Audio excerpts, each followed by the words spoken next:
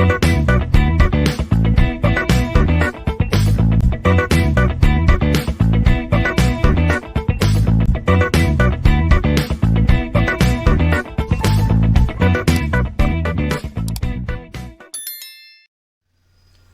everyone. In the previous video lecture, we already discussed regarding securing the storage infrastructure. So in the present session, we'll discuss regarding the storage security domains. So in order to secure the storage networking environment, first we need to identify the existing threats within each of the security domains. And after that, we have to classify those threats based on the type of the security services. Like those services may be either availability, confidentiality, integrity, and accountability. So depending upon that, we can have different security access domains. Security access domains. Here, in order to identify the threats, that apply to a storage network, so the access path to the data storage, that means to the data storage, can be categorized into three different security domains. So we can have the first security domain as application access, the second one is management access, and the third one is backup, replication, and archive. So in the diagram, we can observe that we are having different security domains like application access, management access, backup and replication, as well as archive. So this is the entire data storage, and we classified the different domains as the first one is application access. So in the case of application access, this domain may include only the applications that access the data. So this respective domain includes only the applications, so that may access the data through the file system as well as through the database interface. An important step to secure the application access domain is to identify the threats in the environment. So if you are considering the application access domain, the major task here is to identify the threats. So what are the different types of threats? That can be considered with respect to the given environment, and also how we can adopt some set of appropriate controls that can be applicable across the applications or across the application domain. So implementation of those physical security is also an important consideration to prevent any kind of threats. So here we are having management access, as well as the one more parameter is backup, application, and archive. So here in the case of application access, I have already mentioned, which involves application access to the stored data through the storage network. So there will be n number of applications are trying to access the stored data, but through the network. So next comes the next domain is management access. So in the case of management access to storage and interconnect devices and to the data residing on those devices. This domain is primarily accessed by the storage administrator, who will configure as well as manage the entire environment. So management access includes the storage as well as interconnect devices and to the data residing on those devices. So these management access can be accessed, management access domain can be accessed by the storage administrators.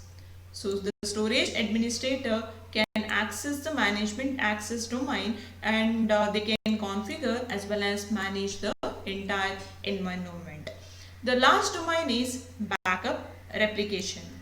So backup and replication as well as archive, which includes backup, replication and archival access. Along with the access point in this domain, the backup media also need to be secured.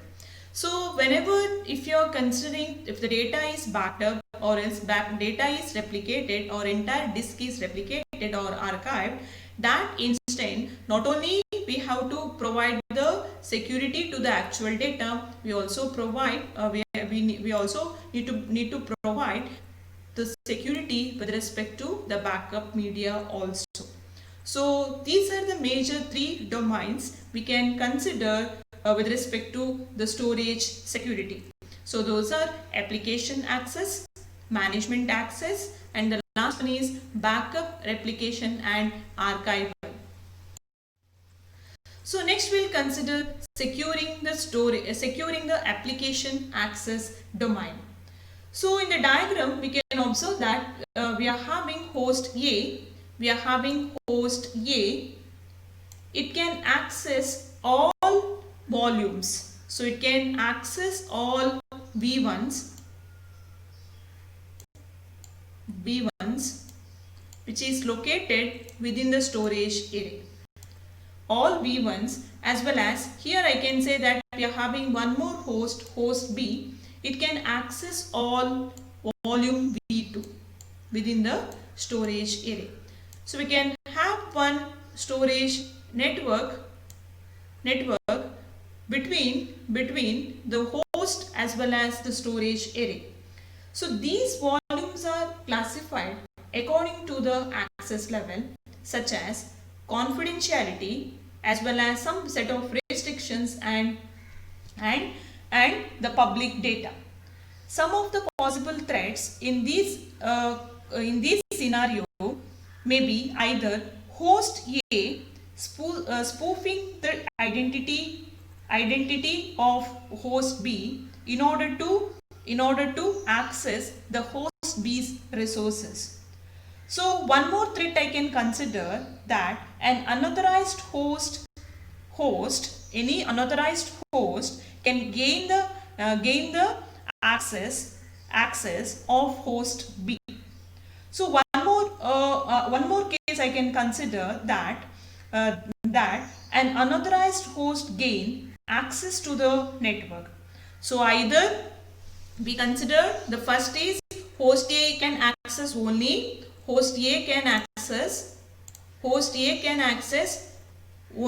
V1s, host B can access only V2. So one more condition we consider, host A can get the resources of host B and it can try to access V2. So that is one case. That means host A spoofing the identity as well as host B's privileges in order to gain the host B's resources. So in order to gain the host B's resources, but actually it is restricted.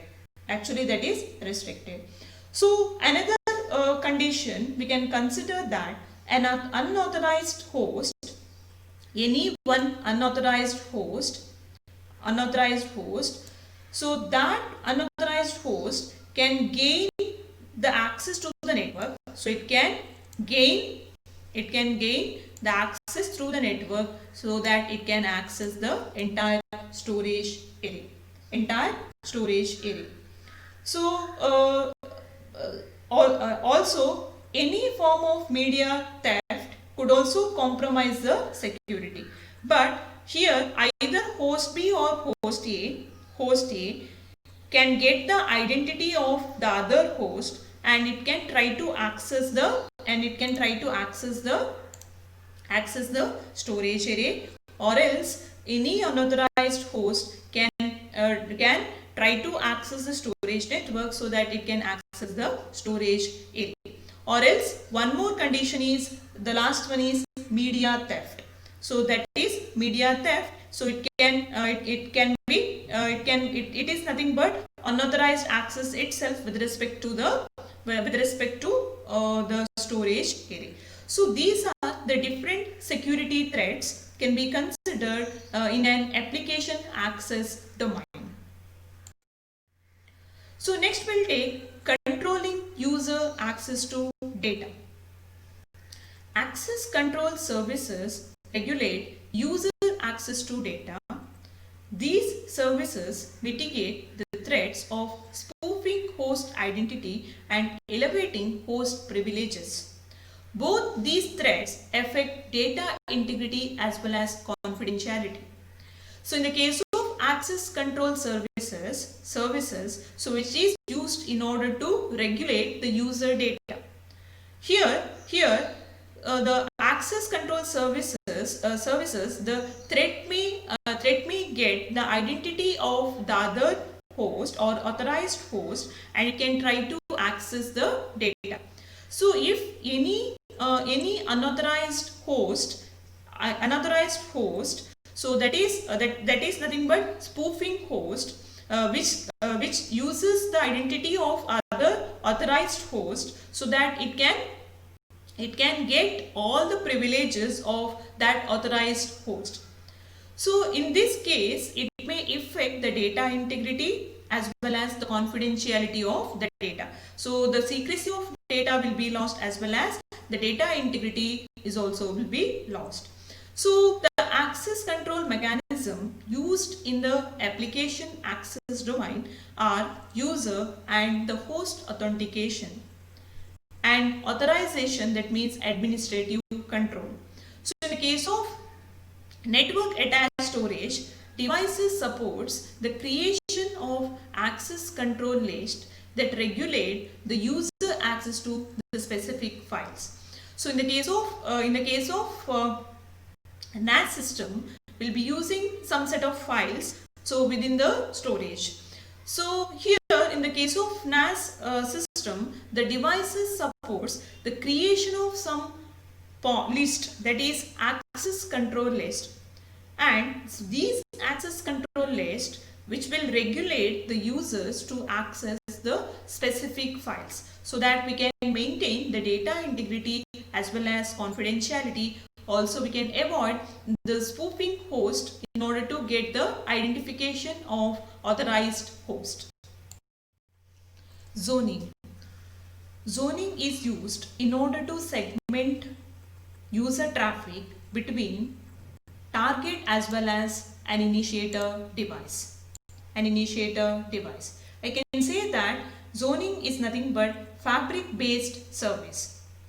Zoning is a control mechanism onto the switches that segments the network into the specific parts. So it will segment the entire network into the specific parts to be used for the data traffic. So next is LUN masking, which determines which particular host can access which particular storage devices. So LUN masking defines which host can access which storage devices. So next is regular auditing is required in order to get the proper functioning of administrative control. So we have to do regular auditing so that we can get the regular functioning of administrative control. So this is enabled by logging significant events on all participating devices. So the next is event logs should also be protected from unauthorized access. So the log files need to be protected from the unauthorized access because they may fail to achieve their goals if the logged content is exposed to unauthorized modification by an attacker. Suppose the log files are exposed and an attacker is modified the log file itself. In such instant, it may fail in order to achieve the respective set goal if the logged content is itself is modified by an attacker. So next comes protecting the storage infrastructure. So the security control for protecting the network either it may be network infrastructure integrity and storage network encryption. So if you are considering the protecting the security controls with respect to protecting the network, so we can have two general categories like network infrastructure integrity and storage network encryption. Controls for ensuring the infrastructure integrity may include a fabric switch function. A fabric switch function that ensures the fabric integrity. Controlling for ensuring the infrastructure which includes fabric switch function that ensures fabric integrity. So this is achieved by preventing a host from being added to the SAN fabric without proper authorization. Without proper authorization, we cannot add a new host into the SAN fabric, into a SAN fabric. The storage network encryption, which is a method which includes the use of IP security for protecting IP-based storage networks and FC-based storage protection in order to protect the fiber channel networks. So in the case of storage network, we can adopt encryption technologies so that the data traffic can be secure even in the network or else on the target, that means within the storage device. In secure storage environment, root or administrative privileges for a specific device are not granted to every users. So in the case of storage environment, root or administrative privileges. So all the administrative privileges for a specific device are not granted for each and every users. Instead of that, we can use role-based access control, that is RBAC, is deployed to assign necessary privileges to users, enabling them to perform their role. So we can have role-based access control mechanism and will decide what kind of privileges can be assigned for which users. And those privileges can be enabled with respect to their roles. So that is role-based access control, RBAC. So next we'll consider data encryption. So what is the meaning of data encryption? So data encryption, the major role is to secure the data. So that means the most important aspect of securing data is protecting data held inside the storage arrays. Suppose if I am having the data within the storage array, so I have to provide some set of security for the data so that we can avoid unauthorized access by an attacker. Threats at this level include tampering with data, which violates data integrity. So originality of data will be lost if the data is modified, as well as media theft, which compromises data availability. That means the data is not available for the authorized users, and the confidentiality. That means the secrecy of data is lost. In order to protect against these threats, encrypt the data held on the storage media, or else encrypt the data before transferred to the disk. So we can adopt encryption methodology either on the storage media itself, or else before transmitting the data. Before saving the data on the disk, so we can adopt encryption technology. So that is how we can maintain the data integrity, availability of the data, as well as confidentiality of the data, so that we can